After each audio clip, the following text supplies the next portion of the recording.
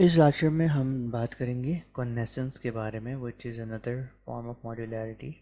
और ये 1996 में पहली दफ़ा ये टर्म आई थी। And this is a kind of a coupling in object oriented के अंदर जो है ये कपलिंग है।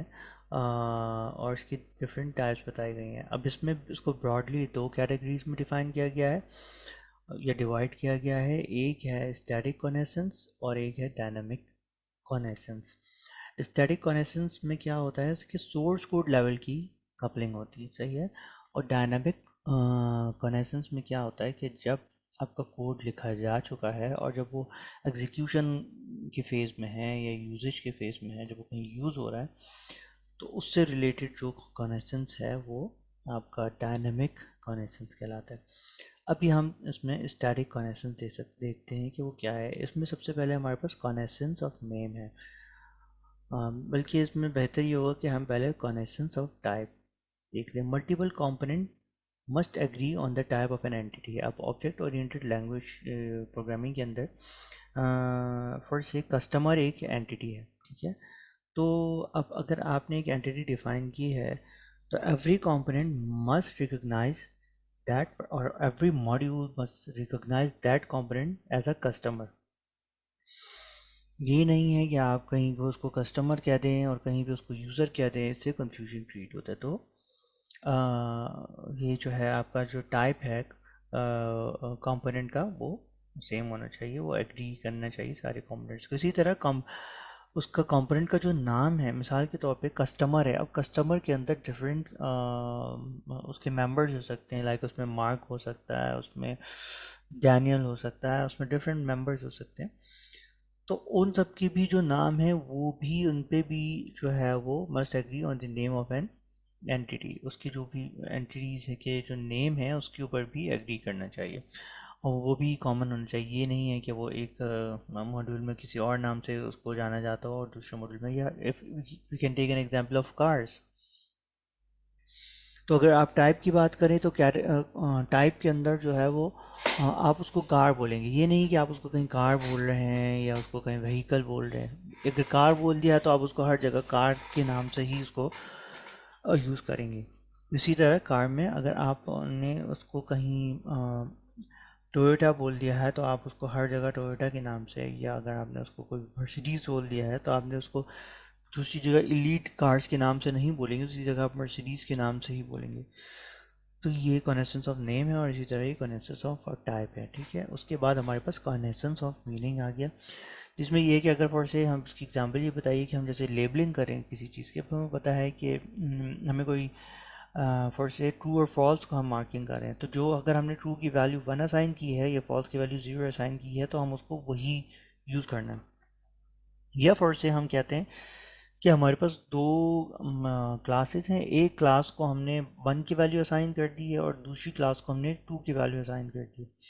क्योंकि 0 1 के अंदर तो सबको पता है कि 2 1 होता है और फॉल्स 0 होता है। बट अगर हम वैसे ही कोई लेबलिंग कर रहे हैं किसी चीज़ की, दो क्लासेस हैं उनकी लेबलिंग कर रहे हैं, तो या दो हमारे पास आप ये कह लें कि दो डिफरेंट किस्म के ऑब्जेक्ट्स हैं, तो जहाँ जिसको हमने 1 कहा है वो 1 रहेगा थ्रू आउट द मॉड्यूल। जहाँ भी आप उसको यूज़ करेंगे आप उसको 1 ही लिखेंगे, उसको 1 से ही लेबलिंग से ही उसको कॉल करेंगे। और जहाँ जिस चीज़ को अपनी वैल्यू 2 असाइन की है उसको आप हर जगह उसी से ही असाइन करेंगे, हर इन एवरी मॉड्यूल। तो दिस इज़ कॉन्हेसेंस ऑफ मीनिंग, सही है। उसके बाद कॉन्हेसेंस ऑफ पोजीशन ये है कि must multiple components must agree on the order of values, सही है ना। तो order of values is very important और इसका ताल्लुक पोजीशन से है। फॉर से नीचे उसने एग्जांपल भी दिए कि developer create a method void update seed। अब उसने बताया कि एक मेथड है void update seed के नाम से, और इसने ये क्या है कि दो वैल्यूज़ ले रहा है। अभी एक दोनों स्ट्रिंग की फॉर्म में, सही है, बट एक में आप नाम बता रहे हैं, दूसरी में आप सीट लोकेशन बता रहे हैं। And calls it with the value update seat. अब वो उसको कॉल कर रहा है और उसमें जो है वो जहाँ पे नाम देना है वहाँ पे सीट दे दे रहा है, और जहाँ पे सीट देनी है वहाँ पे नाम देते रहा है। दो की तो ये दोनों स्ट्रिंग वैल्यूज़ हैं, लेकिन इसकी जो पोजीशन है वो बहुत इंपॉर्टेंट है, इसीलिए इसको कॉन्हेसेंस ऑफ पोजीशन कहते हैं। और तो हमें इसका भी ख्याल रखना होता है। उसके बाद है कॉन्हेसेंस ऑफ एल्गोरिदम। अगर आप कोई एल्गोरिदम यूज़ करें फॉर सिक्योरिटी पर्पसेस, या अगर आप कोई कोडैक यूज़ करें तो आपने throughout the system in all the modules वो same, for say if you are using MD5 hashing तो आपने हर जगह MD5 हैशिंग यूज़ करनी है। If you are using any particular protocol like or anything that encoding technique or anything, तो वो आपने सेम ही यूज़ करनी है throughout the system in all the modules, ठीक है। फिर आपके पास डायनेमिक कनेक्शंस का बता रहे हैं, उसमें जो है the other type of connections जो है उसमें the following is the description connections of execution. अच्छा, अब हमने ADM की एग्जांपल देखी थी, मे बी वॉज कपलिंग का जो हमारा लेक्चर था उसमें, कि उसमें एक एग्जीक्यूशन का एक ऑर्डर इम्पॉर्टेंट होता है, कि पहले आप कार्ड इंसर्ट करेंगे और फिर उसके बाद आप ऑथेंटिकेशन होगी। तो ये एग्जीक्यूशन की जो वही कॉन्सेप्ट यहाँ पर है कि कॉनेसेंस ऑफ एग्जीक्यूशन, जब ऑब्जेक्ट ओरिएंटेड प्रोग्रामिंग के अंदर जब आप सेम कॉन्सेप्ट को लाते हैं तो that is called connascence of execution, जहाँ आपके लिए ऑर्डर इंपॉर्टेंट है। अगर आप कुछ आगे पीछे कर देंगे, जिसमें ये ईमेल की एग्जांपल बता रहा है, इसमें सेंड पहले भेज दिया और सेंड सब्जेक्ट बाद में बता रहा है, तो इससे क्योंकि इसके आगे आपका कोई ना कोई इवेंट होगा और इसकी वजह से आपको वो कोई वैल्यू इसमें एक्सपेक्ट कर रहा होगा, और ये जब चीज़ें आपको उसको आगे उल्टी सीधी देंगे तो वो आपका सारा जो भी एग्जीक्यूशन का फ्लो होगा वो सारा ख़राब हो जाएगा। उसके बाद है कॉन्हेसेंस ऑफ टाइमिंग। सही, the timing of execution of multiple component is important. The common case for this type connascence is a race condition. अब रेस कंडीशन क्या है? फॉर से कि आपकी एक वेबसाइट है जिसमें आप या आपका कोई पेज आप मैनेज कर रहे हो, जिसमें आपने कहा है कि हमारा जो वर्किंग आवर्स हैं 8 to 5 है, और इसमें जब भी कोई कस्टमर्स आके कम्युनिकेट करेंगे उस बिज़नेस के साथ, तो 8 to 5 में हमारे पास अवेलेबल ह्यूमन एजेंट्स होंगे जो कि उसको आंसर करेंगे। In case they are coming after 5 PM तो फिर उसको बॉट्स आंसर करेंगे। अब आपने ये तो उसमें बता दिया, लेकिन एक ऐसा टाइम आता है जब आपका एजेंट लॉग इन कर रहा होगा और बीच में एक इंटरेक्शन आ जाती है कस्टमर की जानिब से। अब 8:59 सॉरी 7:59 पे वो लॉग इन कर रहा है, और बिल्कुल लाइक माइक्रो सेकेंड के डिफरेंस से कोई रिक्वेस्ट आ जाती है, तो इसको आपने केटर करना है कि ये रेस कंडीशन है कि दो इवेंट्स साइमल्टेनियसली अगर हो सकते हैं, they are on the merit to of occurrences, लेकिन आपको उसका क्या करना है आपको, तो ये एज एन आर्किटेक्ट आपने इसको कॉन्हेसेंस ऑफ टाइमिंग का ख्याल रखना है। उसके बाद कॉन्हेसेंस ऑफ वैल्यू बताया जा रहा है। When several values relate on one another must change together. Consider the case when a developer has defined a rectangle। अच्छा चलें, ये एग्जाम्पल क्या बता रहा है कि हमारे पास दो मॉड्यूल हैं, हम कोई मैथमेटिक्स की क्वेश्चंस बना के दे रहे हैं, ये कोई सिमुलेशन दिखा रहा है जिसमें हम डिफरेंट कोऑर्डिनेट्स बता रहे हैं। एक मॉड्यूल के अंदर उसको डिफरेंट कोऑर्डिनेट्स पास कर रहा है और दूसरा मॉड्यूल उसका एरिया कैलकुलेट करके दे रहा है। अब हमें पता है कि अगर हम रेक्टेंगल की बात करें तो उसकी जो पैरेलल साइड्स हैं या उसकी जो ऑपोजिट साइड्स हैं वो सेम उसकी होती हैं, सेम लेंथ की होती हैं, और उसकी जो नेबरिंग साइड्स हैं, जिसकी जो एडजेसेंट साइड्स हैं, उनकी लेंथ डिफरेंट होती है, लेकिन उनकी उसकी जो ऑपोजिट साइड है वो उसका बिल्कुल सेम लेंथ की होनी चाहिए। अब वो जो हमने रैंडम मॉड्यूल जो कि उसको पॉइंट जनरेट करके दे रहा है, उसके अंदर ये चीज़ हमें इनकॉर्पोरेट करनी है कि वो जो भी वैल्यूज या जो भी कोऑर्डिनेट जनरेट कर रहा है, जिसकी बेस पे कोई एरिया ऑफ द रेक्टेंगल या उसके कोई भी चीज़ कैलकुलेट हो रही है, क्या उससे रिलेटेड कोई भी कैलकुलेशन हो रही है, तो वो रेक्टेंगुलर ही के हिसाब से वो वैल्यूज दे रहा हो, वो कोऑर्डिनेट्स दे रहा हो। ऐसा ना हो कि वो कोई ट्रायंगल के कोऑर्डिनेट्स दे रहा हो या वो स्क्वायर के दे रहा हो, बिकॉज उसमें अब फिर वो ये चीज़ आपने देखनी है at the time of designing.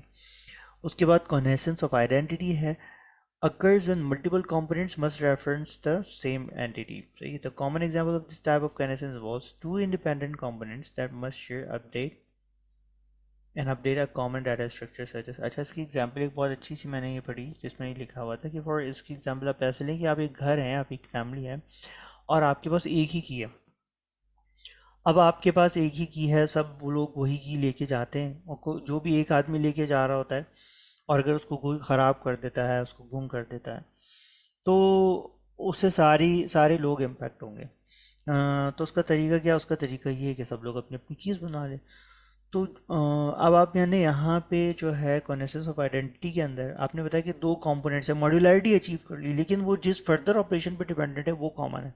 तो फिर उनकी वहीं जहाँ पे जाके दो मॉड्यूल वहाँ पे डिपेंड कर रहे हैं। तो ये है कॉन्सेप्ट ऑफ आइडेंटिटी, यहाँ पे शेयर्ड कोई ऐसा रिसोर्स जो में आ रहा होता है। अच्छा, यहाँ पे क्या, ये बहुत इंपॉर्टेंट पॉइंट है, architects have harder time determining dynamic connections because we lack tools to analyse run times. ऐसे टूल्स की कमी है मार्केट में अभी। अच्छा, उसकी कनेक्शंस की कुछ प्रॉपर्टीज़ बता रहे हैं, स्ट्रेंथ है, लोकेलिटी है, डिग्री है। स्ट्रेंथ क्या है? लो स्ट्रेंथ बता रहा है, या हाई स्ट्रेंथ हो सकती है। इसी तरह डिग्री में आप बताया, लोकेलिटी में लो लोकेलिटी है, हाई लोकेलिटी है, और लो डिग्री और हाई डिग्री है। सही है। तो लो और हाई दो कैटेगरीज हैं, तीन उसकी प्रॉपर्टीज बता रहा है, स्ट्रेंथ, लोकेलिटी, डिग्री। चाहिए स्ट्रेंथ लो का मतलब क्या है? ये मतलब changes in one part of system have minimal impact, यानी कि लूजली कपल्ड है। एक सिस्टम के एक मॉड्यूल में आप चेंज करें तो उस पर दूसरे पे इम्पैक्ट बहुत ज़्यादा नहीं होगा, मिनिमल इम्पैक्ट होगा। This is called loose coupling. तो ये लो स्ट्रेंथ की आपका कनेक्शन है। हाई स्ट्रेंथ का क्या है? एक वन पार्ट में चेंज होगा, दूसरे के अंदर बड़ा इम्पैक्ट होगा, वाइड स्प्रेड मॉडिफिकेशन होगी वहाँ पे। ठीक है। और इसमें लाइट कपलिंग, सॉरी, इसमें टाइट कपलिंग है, डिपेंडेंसी दूसरे के ऊपर ज़्यादा है, इसलिए इसको टाइट कपलिंग कह रहा है। And high risk of unintended consequence when modifying code. एक चीज़ आप चेंज करेंगे, चार चीज़ें चेंज हो जाएंगी, हालांकि आपको एक ही चीज़ चेंज करनी है, लेकिन उसकी इतनी सारी चीज़ों के ऊपर डिपेंडेंसी है कि sometimes you would miss that, और वो वहाँ पे दूसरी चीज़ें उससे इम्पैक्ट हो जाएंगी। ये इसको यहाँ पे एक समराइज कर दिया गया है। पहले इसमें स्टैटिक बताया, हमने देखा है, कनेक्शंस ऑफ नेम है, टाइप है, मीनिंग है, एल्गोरिथम है, जिसमें हमने हैशिंग की बात की थी, पोजीशन है जिसमें हमने स्लाइड की सीट्स की और उसके नेम की बात की थी।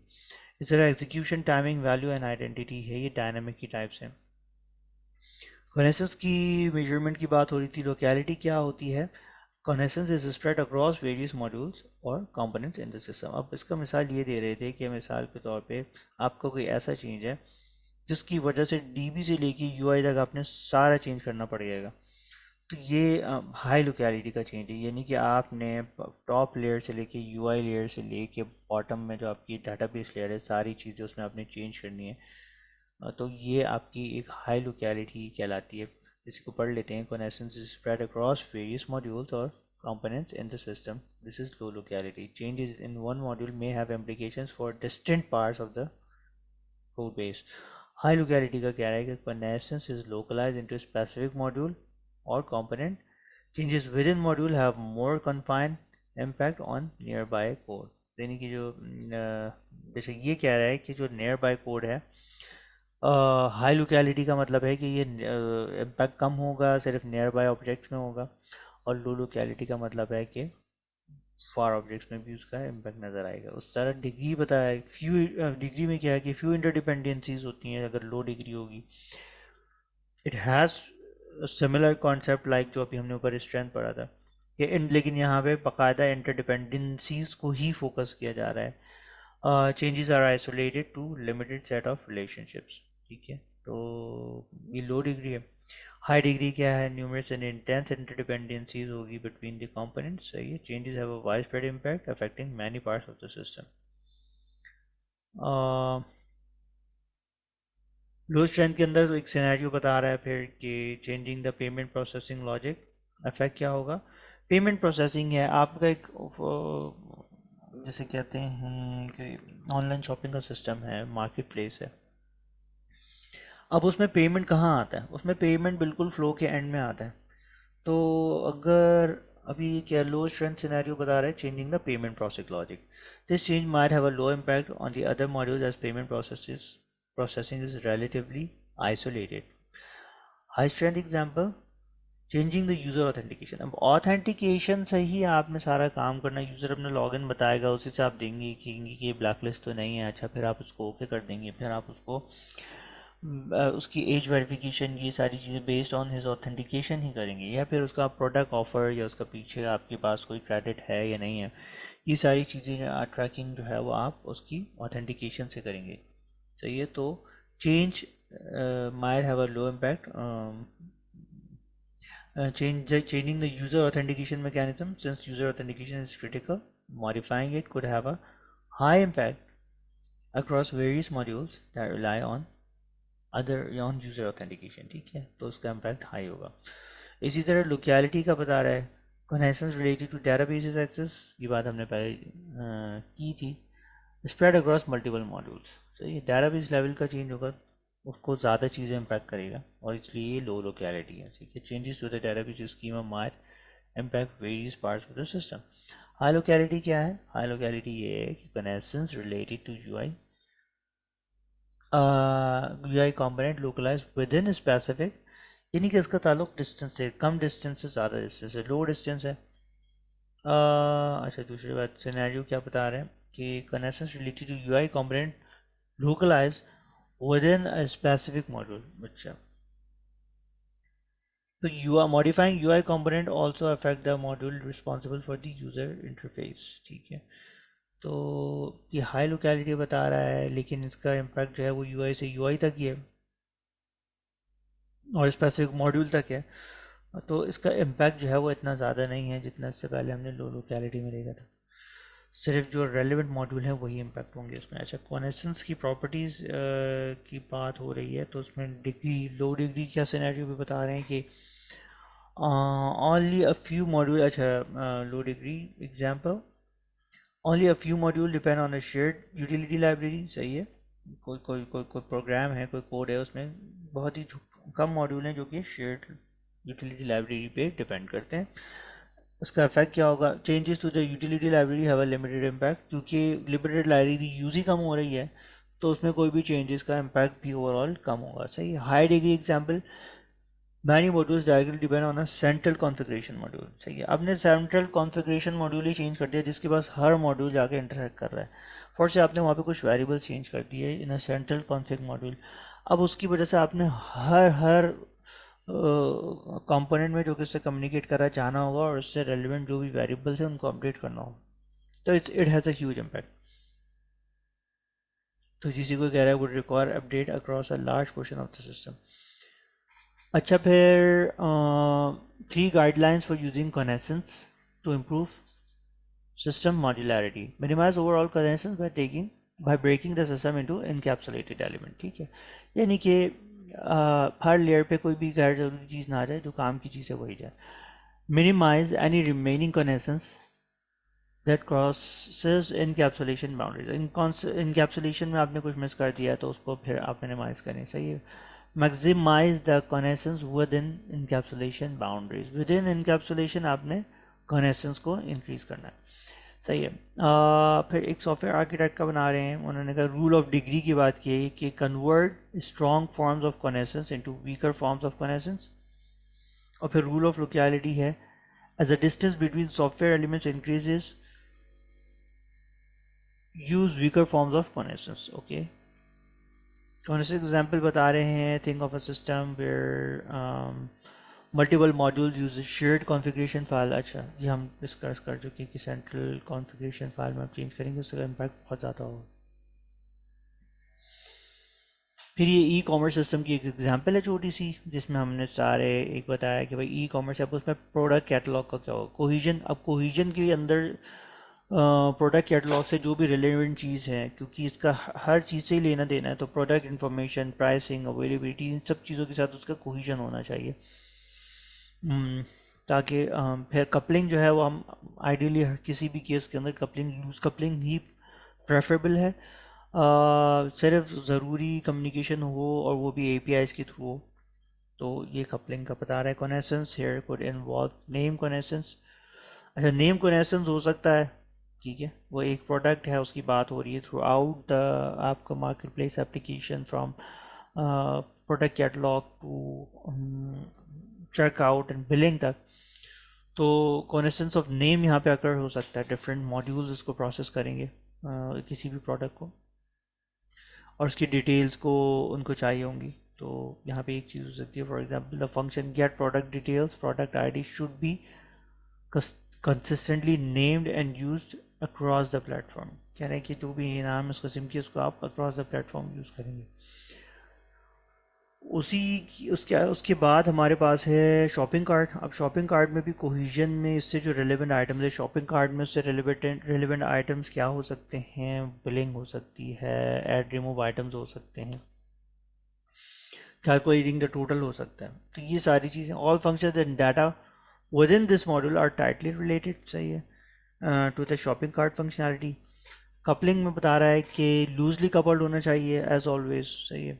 It relies on the product catalog module. अच्छा, ये इसकी जो डिपेंडेंसी बात हो रही है शॉपिंग कार्ट की, लेकिन प्रोडक्ट कैटलॉग से ही चीज़ें शॉपिंग कार्ट में आती है तो उस पर रिलाई करता है। To fetch product details, but it should not depend on specifics of how product catalog module is implemented। ठीक है, it should only care about the provided API। कि भाई वहाँ से इंफॉर्मेशन तो ले रहा है लेकिन उसके अंदर क्या चल रहा है उसको नहीं पता होना चाहिए। वो जो API से उसको अपने मतलब का डाटा चाहिए, इट वुड फोकस देयर। सही, कॉन्सेंस के बारे में बता रहा है कि उसमें कॉन्सेंस ऑफ टाइप का कॉन्सेप्ट जो है वो अप्लाई हो सकता है। और इसके बाद जो है वो where the shopping cart module and the product catalog module both use consistent data structure। ये consistent data structure यूज़ कर रहे हैं to exchange product information, तो इसलिए कॉन्सेंस ऑफ टाइप इसमें उसके चांसेस हैं। उसके बाद user authentication module. This module handles user related operation such as user registration, login, profile management. while these functions are related to user management, तो they cover a wider range of responsibilities compared to, तो इसको भी जो है वो cohesion में इसके साथ ही यूज़र ऑथेंटिकेशन के मॉड्यूल में ये भी रेलेवेंट चीज़ें कोहेसिव होने चाहिए उसके साथ। उसके बाद कपलिंग में क्या है इसके, this module should be loosely coupled, हर जगह यही लिखा हुआ है कपलिंग के अंदर, सही है। It might need to interact with both the product catalog and shopping cart modules, but should not only rely on the internal details of these modules। सही है, तो ये जो लूजली कपल होना चाहिए, सही है। और यूज़र ऑथेंटिकेशन के मॉड्यूल को it might need to interact with both product. अब कौन सा यूज़र है वो कौन सी प्रोडक्ट देख सकता है, वो कौन सी प्रोडक्ट ख़रीद सकता है उसके पास कार्ट में पहले का तो कुछ ऐड नहीं है, वो तो डिस्कार्ड नहीं करना। ये सारी चीज़ें जो है इसको कंसिडर करना पड़ेगा। कनेसेस में involve algorithmic connections where different modules use a consistent encryption algorithm। तो वही बात है जो अभी हमने कहा था कि कोई हैशिंग यूज़ करे तो through out the system in all the modules that should be same. तो ये हमारा कनेक्शन से रिलेटेड लेक्चर था। Thank you very much.